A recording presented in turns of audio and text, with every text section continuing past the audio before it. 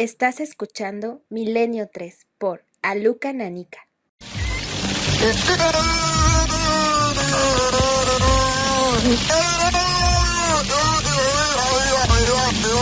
Por increíble que parezca, esto que escuchamos no es una voz humana, se trata de un sonido emitido por una ballena blanca macho cautiva en la Fundación Nacional de Mamíferos Marinos de San Diego, en California, y que, a decir de los expertos, forma parte de los esfuerzos de estos cetáceos por imitar las voces de sus cuidadores. La sospecha de que ciertas especies de cetáceos pueden articular incluso palabras nació hace casi 30 años, en 1984, cuando el biólogo marino Sam Ridgway creyó escuchar una lejana conversación humana dentro de un tanque acuático con ballenas y delfines. Hoy, con esa perspectiva, los científicos sospechan que ballenas como esta en San Diego, que se llama Nock, puedan estar intentando deliberadamente hablar, modificando incluso la estructura de sus cuerdas vocales y utilizando su conducto nasal y no la laringe como nosotros. 2:09. De nuevo, de repente, el tiempo se inicia. Magia de Milenio 3. Y hemos empezado con esta información breve de Carlos Cala. ¿Por qué?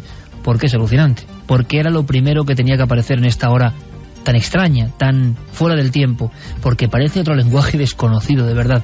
Se ha hablado mucho de las ballenas, de los delfines, de lo hipnótico que resulta esa especie de sonido. Sabemos que lo entendemos, pero que no parece casual. Claro, oficialmente será casual. Yo, por ejemplo, nuestra hija siempre se dormía con un delfín que hacía sonidos de ballenas y delfines.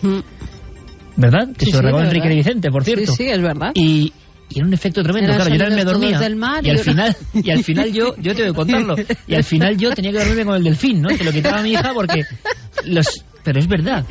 No, pero es verdad. Los sonidos eran, Santi, absolutamente hipnóticos. De verdad que es verdad. Como te acostumbres a la oscuridad y a esos sonidos, alucinas, son como de un reconfortante que te parece increíble, ¿no? Vale, pues haz la prueba. Hay peluches del delfín que tienen los sonidos. Vamos a ponerle a la niña el delfín, y con la niña ya se duerme sin delfín, no hace falta. No, pero es relajante. Pues mira, pasan cosas increíbles. Esta lo es, desde luego. Esta lo es, Javier. Tú has recopilado esta información, ¿por qué? Porque te has quedado como se ha quedado gran parte del público, ¿no? Pues yo cuando escuché por primera vez los sonidos pensé que se trataba de una broma, y de hecho estuve rastreando la fuente de la información. Hay más datos, porque esa ballena blanca, Nock, murió hace un año. Lo que hemos escuchado es una filtración de una investigación en marcha sobre este asunto que todavía, causa perplejidad entre los propios biólogos marinos, porque lo que están sugiriendo es que son este tipo de animales que están en contacto con seres humanos, es decir, ballenas que de repente en un momento determinado en un gran acuario escuchan conversaciones humanas o escuchan la megafonía del centro, las que, sabiendo que ahí fuera, por encima de la capa de agua, hay seres inteligentes que se comunican articulando esos sonidos, ellos los imitan y han llegado incluso a detectar palabras. ¡Qué fuerte! Aquí hemos escuchado una especie de cántico, de tatareo extraño. Sí, de balbuceo, intentando imitar algo, ¿verdad? Dibujos animados, sí, esas voces que ponen. Sí. Pero parece que han llegado a articular palabras, incluso dar algún nombre propio. Y esto es realmente escalofriante. Es como si realmente hicieran ese esfuerzo por llamar la atención, por comunicarse. Maravilloso, Javier. Maravilloso recuperarlo de esta forma y el impacto que produce. Pero eso lo hemos puesto al principio.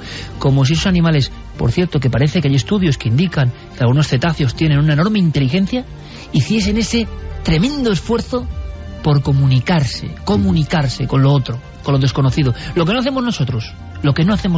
Es que hay una rama apasionante de la ciencia y de la etología de la que se habla muy poco, que es la comunicación interespecies.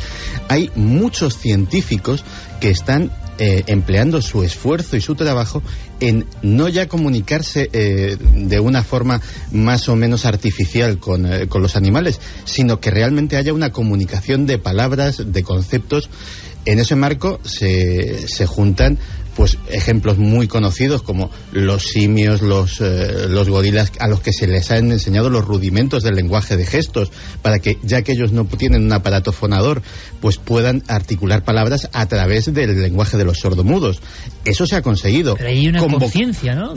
No, y sobre todo, un caso que hace muchos años mencioné yo aquí, pero que me toca de cerca porque yo tengo un loro, Y hay un caso que es maravilloso, que es el de la doctora Irene Pepperberg, que empezó trabajando en el MIT, en el Instituto Tecnológico de Massachusetts, con un sujeto que se llamaba Alex. Alex era un loro gris africano.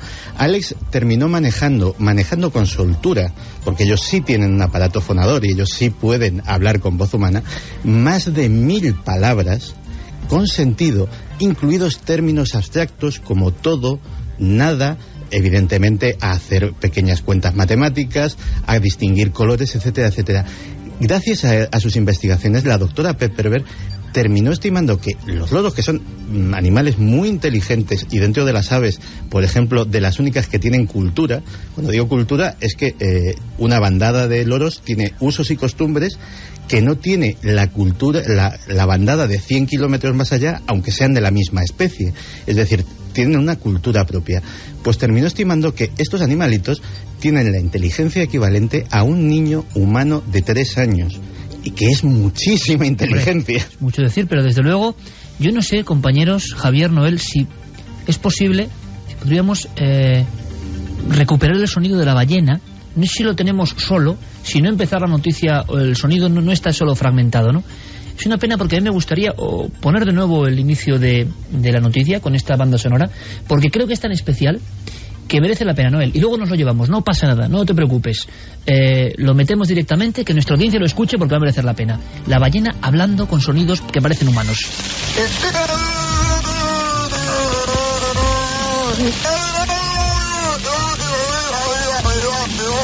Por increíble que parezca... Ahí está, ¿no?, nuestro compañero Carlos Cala. Creo que merece la pena el documento, volver a escucharlo, porque da la sensación de que ese animal intenta hacer el esfuerzo de parecerse a nosotros. Los lenguajes perdidos o los lenguajes que no conocemos, porque como siempre, pienso yo, el ser humano contempla todo desde su perspectiva y que no hay más lenguaje posible.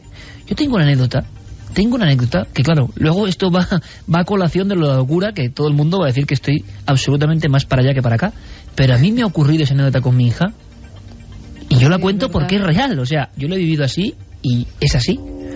Ahora, ¿qué significa eso? Pues ocurrió hace un par de semanas nada más. Y tiene que ver con el lenguaje.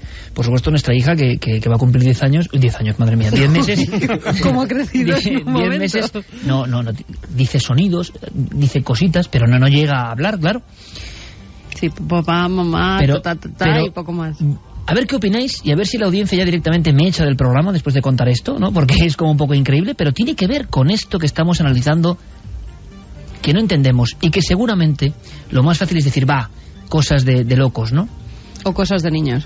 Cosas de niños ha sido el elemento para eliminar cualquier magia en el mundo de los niños. Con cosas de niños resolvemos cualquier cuestión que nos inquiete, no entendamos o nos parezca espinosa. Con cosas de locos, todo lo que decimos nosotros. Con cosas de viejos, lo que la gente mayor puede aportar o puede decir, o el legado que tienen, tampoco hacemos ni caso. Con lo cual, la visión ultramaterialista en un solo sentido renuncia ni siquiera a entender. Igual es que no se puede oír si no se está un poco abierto a eso. Pero pasan cosas constantemente. Seguramente las madres y los padres que nos escuchan saben de cosas que ocurren con sus hijos y que dicen, esto ni me lo han enseñado, ni sé dónde está, pero hay como una necesidad o lenguajes que no entendemos. La anécdota es muy sencilla y a mí me impresionó y la voy a contar porque fue así, y a ver qué opináis. Estaba yo en el parque con mi hija, estaba solas, Carmen estaba editando el programa en ese momento, nos repartimos así las funciones y es muy pequeñita, claro, tiene 9 meses y entonces andaba en un parque que conoce muy bien Javier Sierra porque hemos estado juntos con sus hijos, una escena habitual y normal, ¿no? Y entonces hay una niña de 4 años y claro, como decía Santi, es un escalón muy superior. Claro, 4 años ya es una perspectiva de la vida.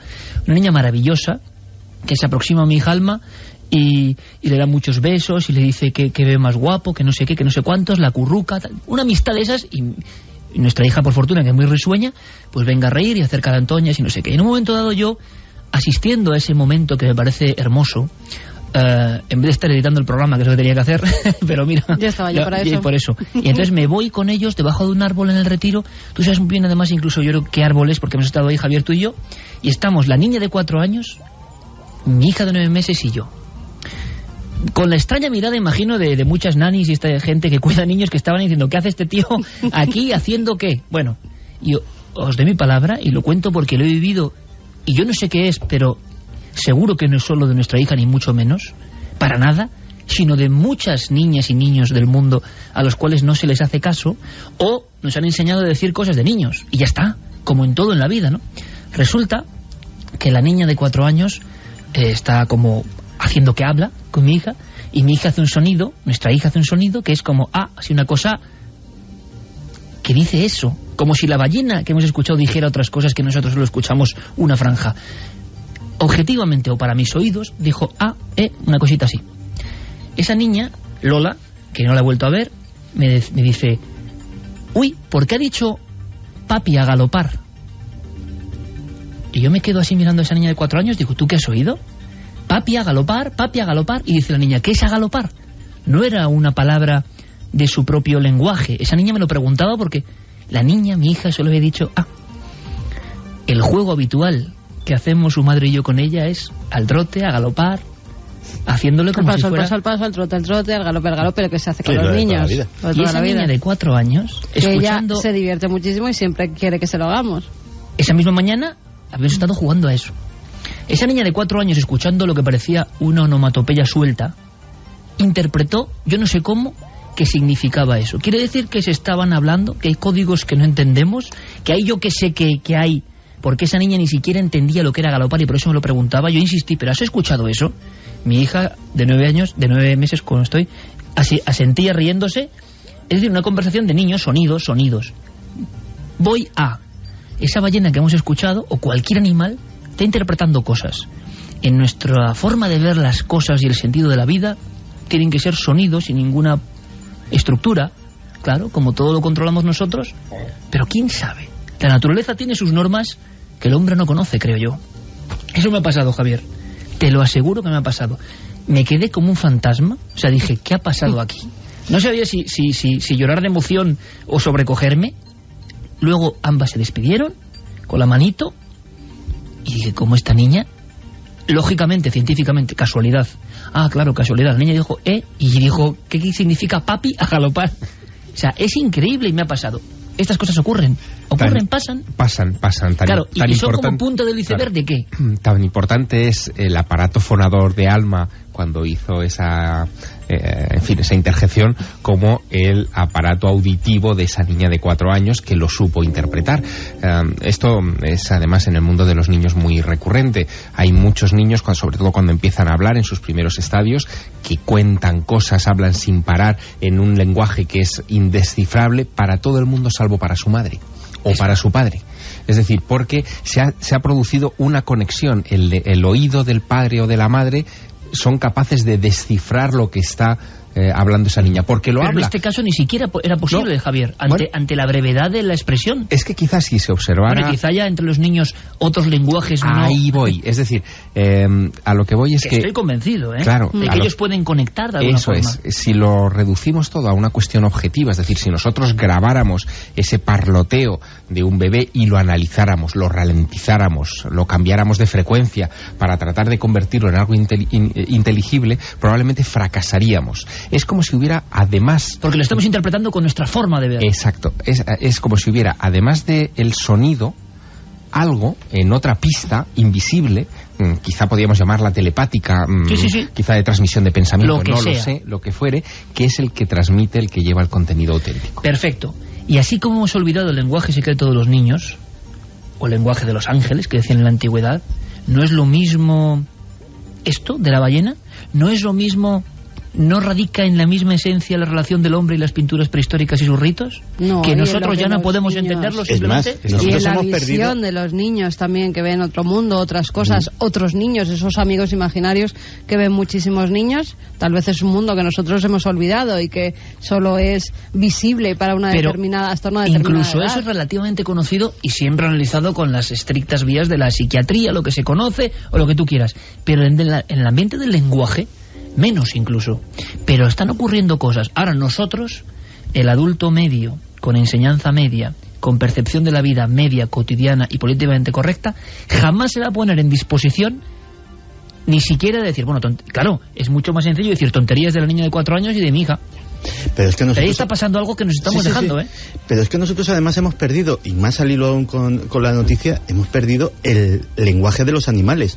que probablemente lo conocían también nuestros antecesores. Acuérdate de la historia que comentamos hace unos años de la epopeya del hombre aquel que fue criado por lobos, que estuvo toda su juventud aislado en la sierra y que sabía comunicarse con ellos, no solo con los lobos, con las serpientes, con todos los animales de su entorno. No solo eso, Santi, sino que 40 años después, cuando volvió a ver lobos, los lobos con un sonido y su sonido le aceptaban como uno más. Efectivamente.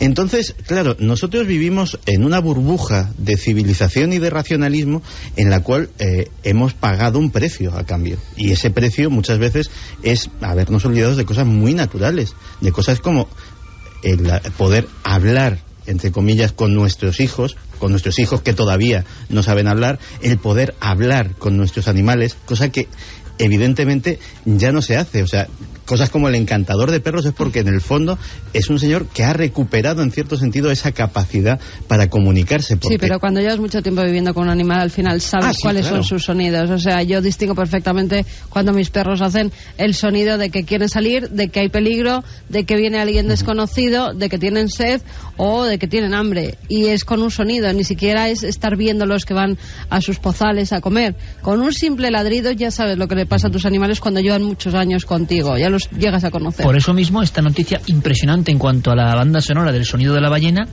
nos impresiona porque lo consideramos en el fondo inconcebible, porque nos consideramos tanto, porque somos los reyes de la creación y del universo y todo se rige por nuestras normas, que de pronto un animal como una ballena tan diferente de nosotros, ¿no?, en aspecto, en vida, haga eso. Bueno, pues yo creo que nos estamos dejando materias muy importantes y, como siempre, lo fácil es desechar.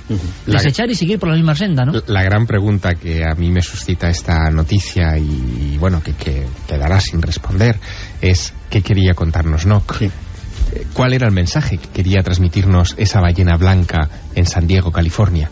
¿De qué quería hablarnos? Y una cosa preciosa que una vez más, como varias de las que hemos contado esta noche, darían para una perfecta novela que la gente solo aceptaría como un gran bestseller de ciencia ficción. ¡Qué historia más hermosa! Ya la he leído, cierro la tapa, no, pero es que está pasando. Y es que el mundo, luego analizaremos lo de la locura, hay que abrir un poco a veces la llave, y tú lo sabes, Javier, lo sabemos nosotros, los grandes artistas del pasado, los grandes pintores, como los grandes fotógrafos del alma humana, sabían muy bien no ponerse con el lado de lo común. Para pintar como un genio, había que dar un par de pasos hacia el ignoto y zambullirse, si no es imposible. Vamos a hacer una cosa, Santi, vamos a cambiar de tercero. Vamos a ponernos no más serios, porque estamos lanzando muchas ideas, que es la cuestión y la motivación de este programa. Esa noticia de última hora con la que abandonábamos esta segunda de emisión de Milenio 3. Tú hablabas de una serie de prospecciones que yo creo que en España, vamos, muy poca gente, excepto en el norte, en Vitoria, en Burgos. Comentabas que incluso en Cantabria había habido manifestaciones en contra del fracking. Es curioso porque pocas veces he recibido un impacto tan grande de respuesta a la sección de Santi. Ya suenan sus típicos acordes, música de la conspiración que pone Noel Calero, pues son temas ya graves. Y a mí me ha escrito gente muy amablemente y otros más airados, diciendo que como hablábamos del fracking, que hay mucha gente que invierte, y es verdad, estamos en un momento complicado, pero lo que dicen otros, yo no sé dónde está la verdad. Y por eso es la sección de Santiago Camacho, que simplemente expone hechos que están ocurriendo. En Vitoria, manifestación multitudinaria con estos sistemas de pozos que al parecer pueden provocar cosas tremendas en la naturaleza. Casualidad o no, al día siguiente de que Santiago Camacho comente esto, pasa lo que pasa. Hay un estudio que nos habla, si lo analizamos, Santiago, es otra ciencia ficción que siempre ha estado en el mundo del misterio y que entre comillas hace realidad. Eso de que el ser humano puede provocar terremotos. Eso ha sido siempre una especie como de, no sé, de idea flotante, ¿no?, en el mundo del misterio.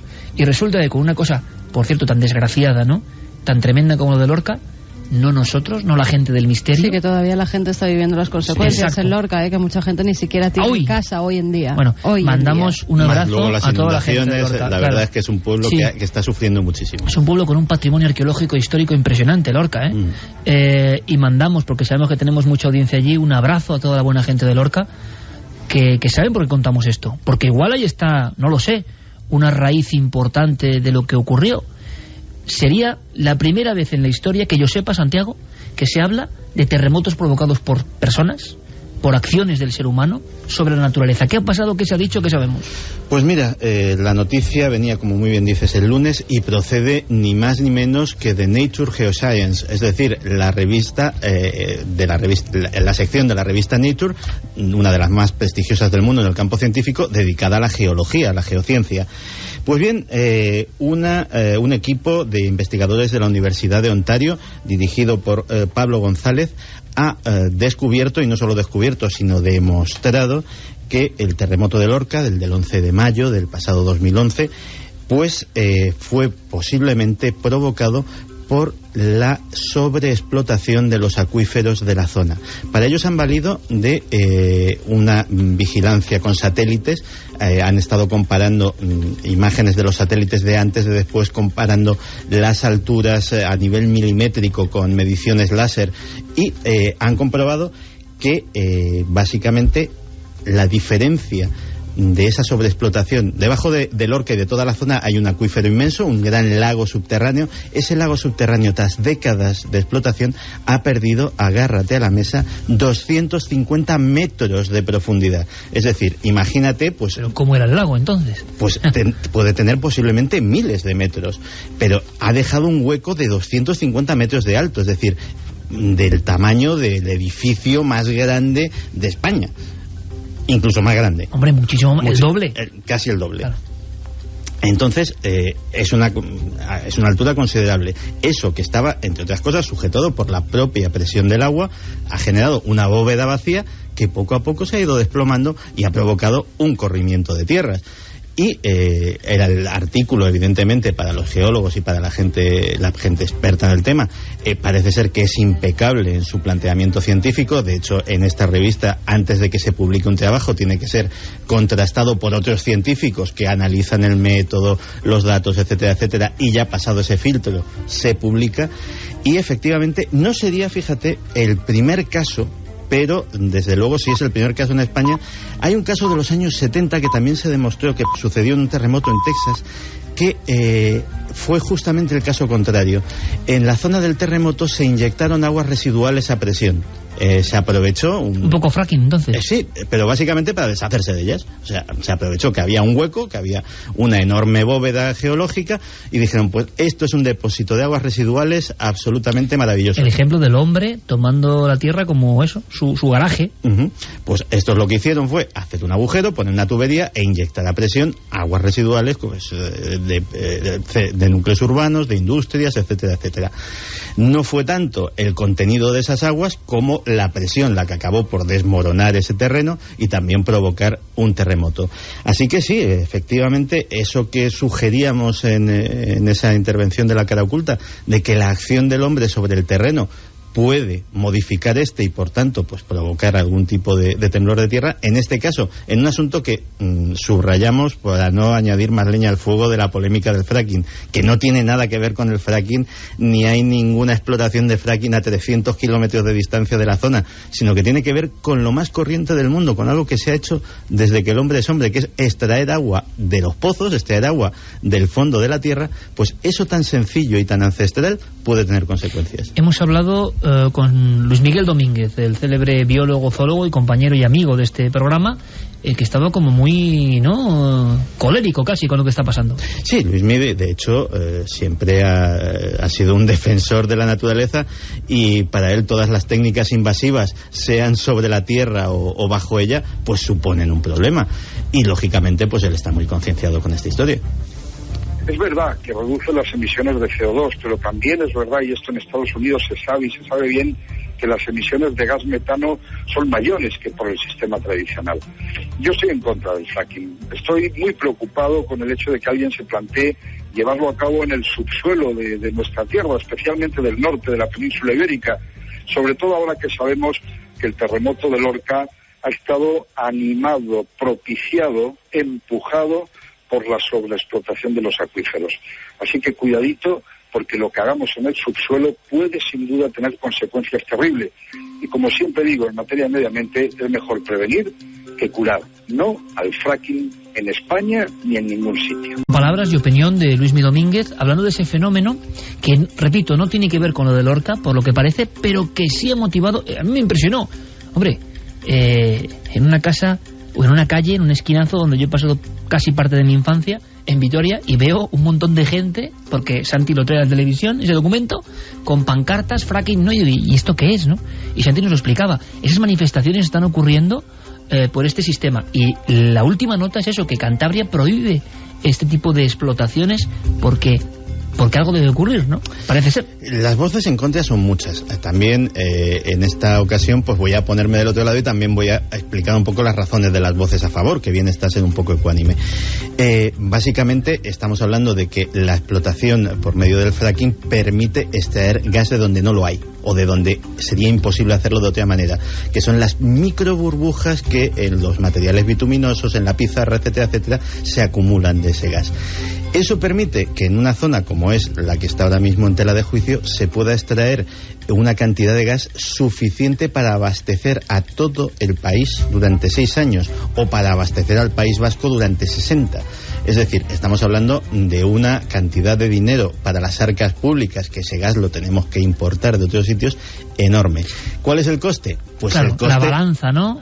Mira, el problema es que no hay tecnologías seguras. Es decir, y posiblemente lo que ha pasado con las centrales nucleares, que es un negocio en el que la seguridad es extrema, obsesiva. Es decir, no lo estoy diciendo con el más mínimo atisbo de ironía. Respeto muchísimo la seguridad de las centrales nucleares, pero también es evidente lo que ha pasado en más de una, en más de dos y en más de 3 ocasiones. La extracción de petróleo en aguas profundas también se decía que era una técnica segura, y la que se ha liado en el Golfo de México ha sido brutal. Es decir, hay un riesgo, siempre hay un riesgo, y eso lo tienen que admitir incluso los propios defensores. Y en Estados Unidos, donde se ha hecho casi uno de los pilares de la política energética de Obama, la extracción de gas natural a través del fracking, ha empezado a haber problemas serios en muchas zonas, problemas de contaminación de aguas superficiales. Sí, y la imagen esa de encendiendo el agua del grifo, que caía y según acercabas un mechero se inflamaba, ¿no? Es decir, hay que sopesar dos cosas, que una es la seguridad y los posibles riesgos, y otra los indudables beneficios económicos de la sociedad. Santi, déjame decir una cosa, porque una de las últimas noticias, ya entramos en el ámbito de locura y creatividad, aparece mañana en El Mundo, Javier, me parece. No os olvidéis, continuamos con ese horario alrededor de las 12, en Cuarto Milenio mañana. ¿Por qué?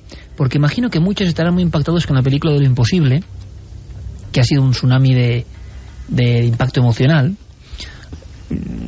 Han publicado también que ha habido desmayos y no sé qué historias con la película. Yo no lo sé, a mí me ha gustado mucho.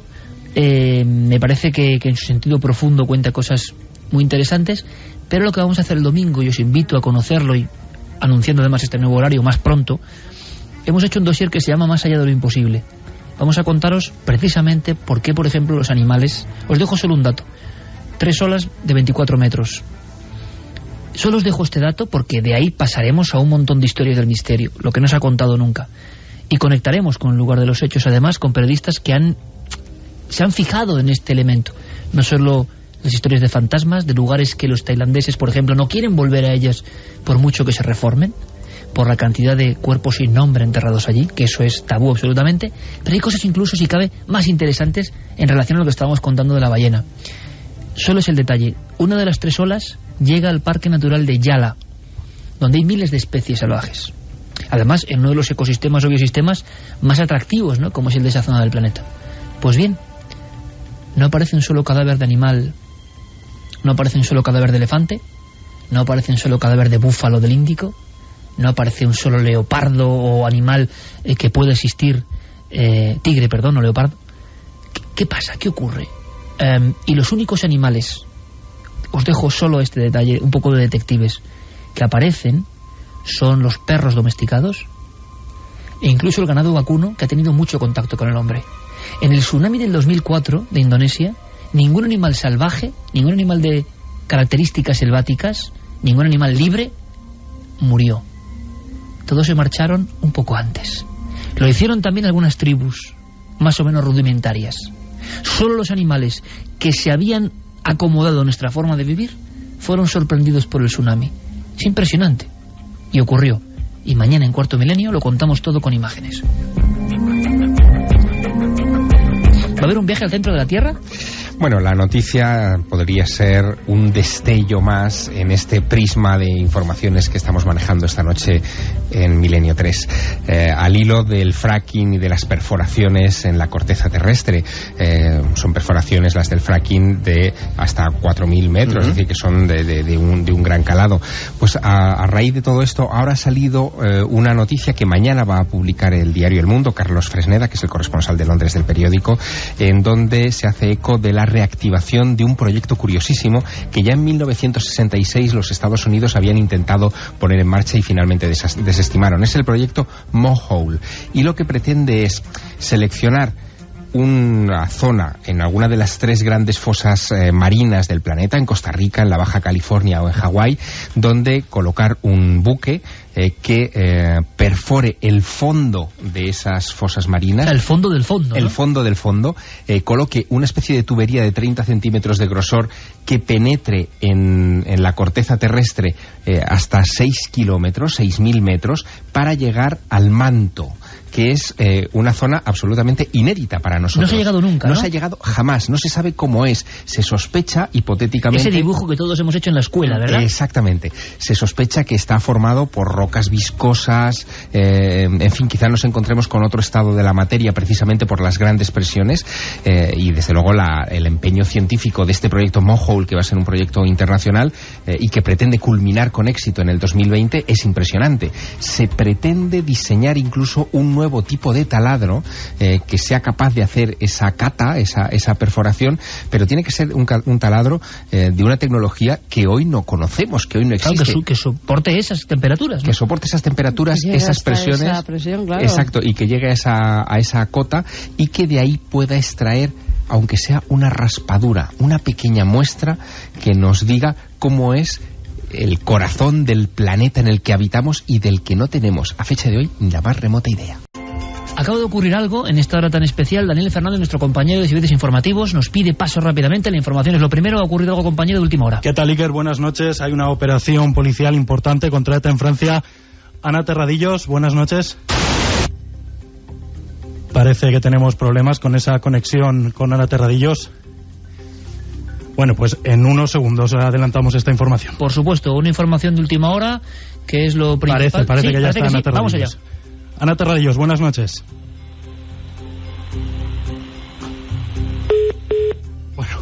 Bueno, pues cosas de la técnica. Bueno, en un segundo vamos con venga, eso. No os preocupéis, en cuanto esté eso dispuesto, esa última noticia que está ocurriendo ahora mismo, al parecer, entramos de nuevo en contacto cuando vosotros nos pidáis, por supuesto, claro que sí. Mientras tanto, continuamos, vamos con mensajes y en cualquier momento, Daniel, nos pides paso. Esa noticia de última hora que ocurre al parecer en Francia y que está pasando a las 2:40 de este día con otra hora, con otro horario. Si hay que informar antes del boletín de las 3, lo haremos, por supuesto, porque esta es norma de esta casa. La información al minuto. Y nosotros, estaba pensando, Javier, estaba haciendo un programa donde hemos hablado de arte prehistórico, luego de perforaciones, de conspiración, de animales. Al final, en fin, Milenio 3 es que ve el misterio de las cosas que están en casi todo. Mensajes, rápido. Vamos con mensajes. Mira, Tochenesi nos dice: estoy en una zona en la que se van a hacer prospecciones para la extracción de combustibles mediante la técnica del fracking y tengo millones de dudas. Hablo del Bonillo, en Albacete, y mi casa está a escasos 2 kilómetros de la zona donde se han autorizado los pozos. Con lo cual está un poco preocupado, claro. Lógico. Malva Pagán dice: desgraciadamente vivimos en un país donde nos meterán el fracking a pesar de lo perjudicial que pueda resultar para la salud, pero la palabra la tienen los grandes magnates y no el pueblo. Alejandro Gil dice: ya esperando con impaciencia el fracking, lo han prohibido por ley en Cantabria. Eso adelantaban. Creo que tenemos de nuevo a nuestros compañeros. Sí. Vamos a ver. Por fin tenemos ya a Ana Terradillos para adelantar esa importante operación policial contra ETA en Francia. Ana Terradillos, buenas noches. ¿Qué tal? Buenas noches. Es una operación, como dices, muy importante que hasta ahora les puedo adelantar. La cadena SER ha sido detenida en Francia y Izaskun Lesaca es una de las 3 responsables de ETA.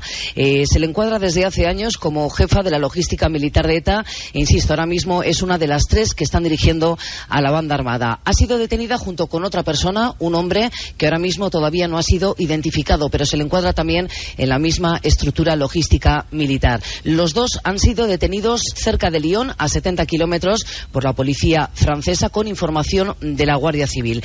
Izaskun Lesaka llevaba al mando de esta estructura, como digo, desde hace ya casi 3 años y encabezó en su día también el aparato militar de la banda armada. Los dos, según fuentes de la policía francesa, iban armados. Es una operación que está ahora mismo muy abierta. La policía judicial francesa está haciendo registros y es la noticia que podemos adelantar a esta hora. Detenida Izaskun Lesaka, una de las 3 responsables del ETA. Pues esa es la última hora, Iker. Pues muchísimas gracias, espero que la audiencia haya captado perfectamente la información. Está pasando y la SER lo cuenta, siempre, en tiempo real. Así debe ser. Y ahora, por supuesto, continúa Milenio 3. Seguramente dentro de 17 minutos nueva información sobre esta detención de última hora. Claro, están pasando cosas. La gente mucha cree que en la alta madrugada no ocurren acontecimientos. Y por fortuna o por desgracia hemos vivido unos cuantos, ¿eh? Y esto es vivo, esto está vivo, tan vivo como vuestros mensajes. Francisco José nos decía, espero que el fracking no llegue nunca a España. Creo que ya ha llegado, ¿no? Sí. Y mucho menos sus consecuencias, terremotos, corrimientos de tierra y para mí lo peor, esa imagen que vimos en Cuarto Milenio de ese agua y gas que se filtran y nos salen a nosotros por el grifo ardiendo al acercar una cerilla. Pero ¿a qué hemos llegado? Chari Aragón dice, creo que todavía no sabemos lo que tenemos encima de la tierra. ¿Qué sabremos lo que hay debajo? Todo es un ciclo y si encima lo explotamos, que nos esperamos, pues desastres. Mario Leonardo, la madre naturaleza se revela contra nosotros y cada vez está más a la vista. Vivimos en alquiler en este mundo y encima nos lo estamos cargando sin piedad. Vivimos en alquiler, pero desde luego nos creemos dueños absolutos y quizás sea un error, no lo sé. Yo no lo sé, sinceramente. Lo que sé es que muchos han unido 2 conceptos: creatividad, han unido capacidad artística con elementos de la locura. ¿Será verdad? ¿Será la locura una parte de la genialidad o no? Hay muchos estudios y siempre son franjas un poco nebulosas. Vamos a hablar un poco de eso. Tenemos testimonio, opinión viva del doctor Cabrera y de José Miguel Gaona, 2 psiquiatras, ante ese estudio reciente que nos va a contar Carmen ahora, y a ver si nos sorprendemos o no, compañeros. No sé en qué cuadrante estaremos nosotros, pero lo sospecho, como gran parte de la audiencia. Espero que por fortuna, yo me fío de casi todos menos de los muy cuerdos. Vamos a escuchar.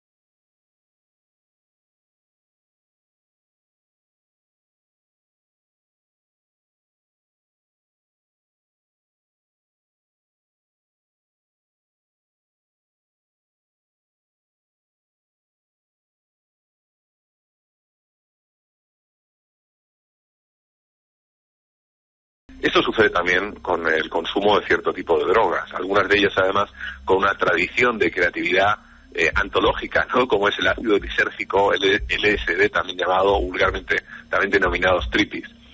Es decir, cuando faltan esos filtros, nos abruma la información y llega a saturar ciertas áreas del cerebro.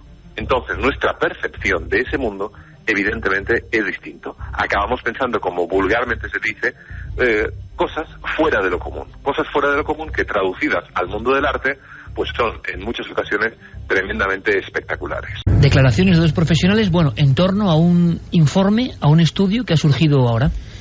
Pues investigadores del Instituto Karolinska, un instituto de Suecia, han analizado a 1.200.000 personas que tenían pues algún tipo de trastorno o que alguna vez habían sido tratadas o por esquizofrenia o por trastornos bipolares, depresiones, ansiedad, trastornos por déficit de atención, por hiperactividad, por autismo, por anorexia, por abuso de drogas o de alcohol también, incluso personas que se habían suicidado. Hay un grupo de control que es todo el espectro de personas que viven en Suecia. Comparándolo con eso es con el que contrastan los datos y ven que hay un mayor vínculo de esas enfermedades con los profesionales que se dedican a cosas creativas. Entre ellos ponen a escritores, a fotógrafos, a pintores, a científicos y a bailarines. como algunas de esas profesiones que se dedican a hacer pues cosas bastante artísticas o bastante creativas. Y no solamente se dan cuenta de eso, sino que el psiquiatra Simon Kiaga, que es el principal autor de ese estudio y que está publicado en el Journal of Psychiatric Research, ha llegado a la conclusión de que los que tienden a estar más locos son los escritores. Entre todas las profesiones artísticas y creativas, los más locos, los escritores. Eso lo dice por Stieg Larsson, seguramente, ¿no? El autor de... Eso lo dice por estadística, por la mayoría de los que sufrían estas enfermedades, sobre todo esquizofrenia, escritor. Novelistas, poetas, ensayistas, dramaturgos, de todo. Suecos. En teoría sí, se ha hecho con gente sueca. La novela negra el sueca, estudio, que tuvo tanta fama, ¿no? Sobre todo. Y aparte han llegado a la conclusión, además, que de todos esos que han estudiado hay casi un doble de posibilidades de que se suicide el escritor que de una persona normal. O sea, que están un poco en el limbo. No, que están como cabras. No en el limbo, que están zumbados directamente. Los suecos. Esto es un estudio sueco. Si se puede ampliar al mundo... Hombre, pero en España tenemos, fíjate, los ejemplos, ¿no? Larra o el a nivel mítico mundial ha habido muchos. Horacio Quiroga. Poe, Hemingway, que han acabado suicidándose, sí, claro. Algunos de ellos. Y algunos de los mejores, por cierto. Pues fíjate. Qué curioso, o sea, pintores... Pintores están entre pa' acá para allá. Casi que sufren también muchas enfermedades mentales. Pero el escritor parece ser el más cercano. El escritor el que se lleva a la palma. El que más desconecte del mundo en el proceso creativo. Es interesante, ¿no? Me sorprende porque el pintor lo veo todavía yo un paso más allá, fíjate. Sí, pero el pintor tiene que estar atento a las mezclas de colores. En fin, hay una serie de elementos que le obligan a tener contacto con el mundo material. Pero el escritor que... Sí, es todo etéreo, ¿no? Exacto, se deja llevar por la pluma y ya está. Sí, incluso a veces parece escritura automática en algunos escritores. Bueno, la pintura, algún proceso también hay, ¿no? Pero es verdad que el pintor, en tanto que alquimista de su propio entorno, no olvidemos que de los grandes maestros, una de las características que diferenciaban a unos de otros era la consecución de ciertos matices de color, de ciertas texturas a la hora de pintar. Y eso necesita una atención que es materialista, no te puedes dejar volar, ¿no? Quizás sea eso lo que le salvaba. En fin, es preocupante lo de los escritores. También es preocupante lo de los bailarines que has mencionado, sobre todo por lo que tenemos en casa, o sea, lo que yo tengo en casa. Tú eres escritor y estás casado con bailarina. Sí, bueno, nosotros dos escritores. Sí, pero la conjunción. Ahí está lo que genera chispas. Yo desde que hice terapia he mejorado mucho, las cosas como son. Pero es que es cierto, y luego había algunos casos, algunos muy conocidos, ¿no? Pero que existen entre los escritores y pintores que han acabado con su vida y que no solo son objeto de leyenda o de recuerdo, sino que realmente en muchas ocasiones parece que su propia obra les devoraba. Javier contaba hace poco el caso de Bram Stoker, el autor de Drácula, con nuevos datos. Todos teníamos la imagen de esa escena de Strigoi, vampiro, y Javier nos contaba que su familia recordaba perfectamente que era vienen a por mí, ¿no? El autor de Drácula murió mirando una esquina sombría diciendo vienen a por mí. Sí, su sobrino cuando la obra lo recordaba. Sí, cuando la obra supera, ¿no? Bueno, acabó 12 años, estuvo como en un rincón de su casa. ¿Quién? Nietzsche, el filósofo. Estuvo los últimos 12 años en un rincón en su casa bebiendo su propia orina y completamente demente. Es una historia fascinante.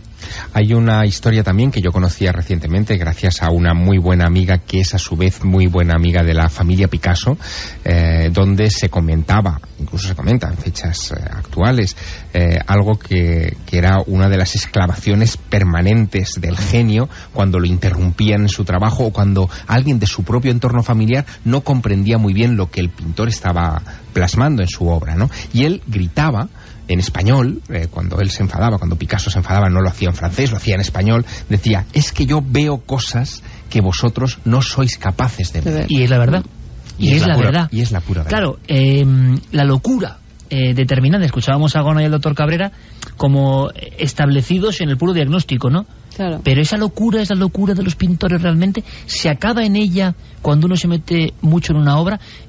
Ejemplos, esto es un tema precioso y sobrecogedor, ejemplos de españoles, por ejemplo, escritores no tan conocidos y dignos de ser investigados, que han acabado en ese umbral, ¿no? Pues yo recuerdo, y tú lo sabrás, Javier, el mítico Alfonso Grosso, 2 veces finalista del Planeta. Yo he sido bastante seguidor, y soy, ¿no? En mi colección de libros de viajeros españoles, Grosso hizo cosas impresionantes. Hubo una que no le perdonaron mucho, que se metió con el Rocío, con la Romería del Rocío, y hubo un escándalo. Luego hizo con López Salinas por el río abajo, hablando un poco de la situación terrible de Andalucía en los 70 todavía. Y se fue metiendo en ámbitos un poco extraños. Y Alfonso Grosso, con una novela sobre los galindos, quedó 2 veces finalista del Planeta, y era un hombre muy reputado. Incluso la Fundación Lara hizo un libro sobre él, ¿no? Como un artista impresionante. Bueno, yo recibo también digno de novela, ¿no? Un teletipo, época de teletipos todavía en el 95, recuerdo, que me congeló el alma, ¿no? Un hombre es atropellado, casi se lo llevan por delante en un paso de cebra en un pueblo de Sevilla, en Valencina de la Concepción, donde, por cierto, está la base de la Sana de Guillermo León. Era Alfonso Grosso, iba con un pijama, había escapado de un manicomio y no sabía ni quién era. La escena, ¿no? La escena. Un hombre que había sido un escritor maravilloso, pero que estaba en ese umbral, ¿no?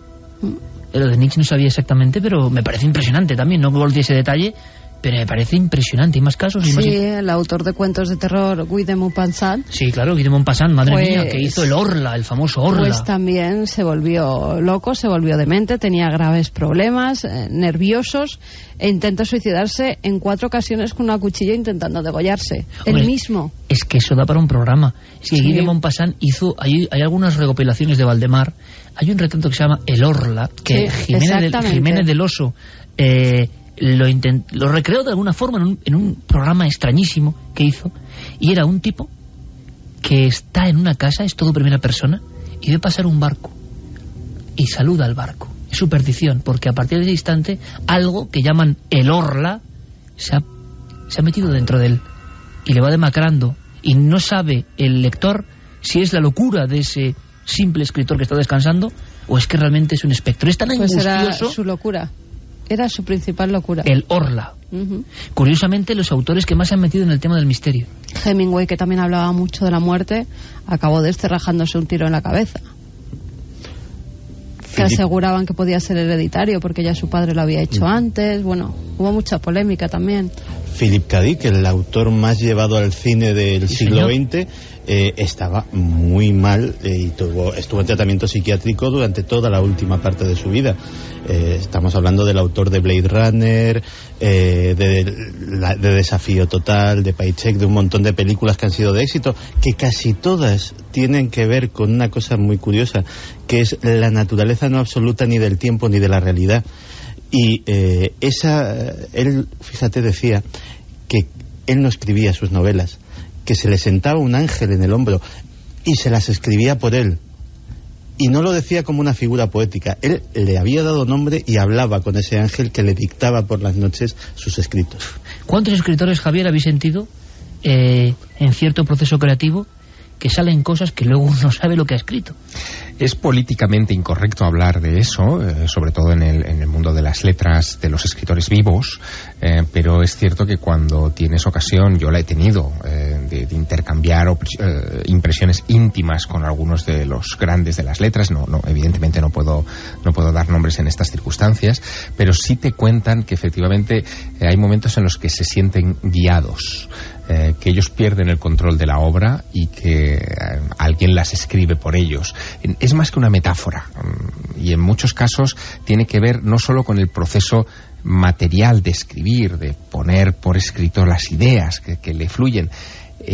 Esa guía, esa tutela se da sobre todo también en el proceso de la documentación.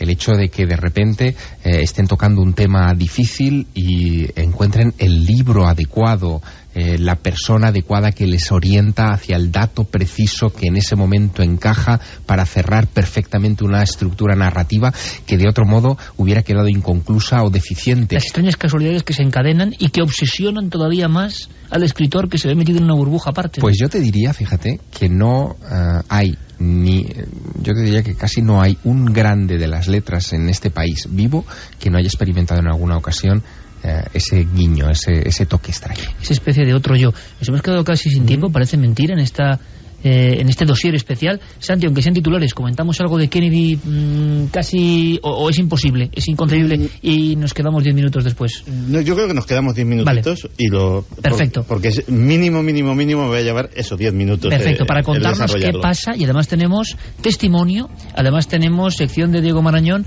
hay un sinfín de cosas por contar todavía, pero se nos había quedado ese espacio para la última investigación, otro mito recurrente de Kennedy. ¿Habrá algo nuevo que contar? Parece mentira. Acabamos con mensajes. Pues fíjate, Daniel García González nos decía hace un momento que hablábamos sobre Lorca, que la noticia del terremoto de Lorca, que fue creado por el hombre, mejor dicho, hecho por los regantes de Lorca por la explosión de la agricultura, y ahora mismo una cadena local de televisión de Lorca que acaba de dar la noticia de que ha habido un pequeño tornado en Lorca. Dice, ¿qué más nos puede pasar? Gracias por acordaros de la gente de Lorca. También mía, infortunio, ¿no? Con Lorca ahora mismo. En cuanto a los escritores, Tania López decía, si no lo habéis leído, os recomiendo el libro Las puertas de la percepción y El cielo e infierno de Gasley, y habla sobre las drogas alucinógenas y muchos artistas que las tomaban y sus efectos. Sí, pero fíjate, yo pienso que eso es minimizar el verdadero misterio. O sea, poder decir, no, es que tomaba no sé qué, como Poe que tomaba 60. Sí, hay muchos drogadictos que se ponen a pintar y no pintan nada. Efectivamente, ni escriben nada. Hay algo más en el mito de la creatividad, que no, es que tomaba no sé qué. En el fondo eso es materializarlo, salirse de lo trascendente. Julio César Serrano dice, tener más sensibilidad que los demás hace que todo te afecte más a todos los niveles. Si además tomas bebidas como la absenta, pues para qué decir más, esto no es un gran misterio. Fran Ojeda. ¿Ves? Al revés de ese mensaje estoy yo. Los artistas son los que es muy misterioso y no tiene nada que ver con lo ajeno. Los artistas son los que suelen ver más allá, se alejan de lo material, y eso causa la locura o la no tan locura. Quizás los locos no estén tan locos y los cuerdos no estén tan cuerdos. Y con este mensaje, aunque queda muy mal que yo lo diga, sí que estoy muy de acuerdo. Creo que los artistas están en la puerta, ¿no?, de ese otro lado que debe existir y que nos dice muchas cosas, como nos lo dice la mítica ballena con la que hemos empezado esta hora. Continúa Milenio 3. Os pido, por favor, ya un sobreesfuerzo, un poquito, para saber qué ha pasado con Kennedy. Y ahora toda la información que, como vemos, late con un montón de cosas importantísimas a nivel político, a nivel nacional, esta madrugada.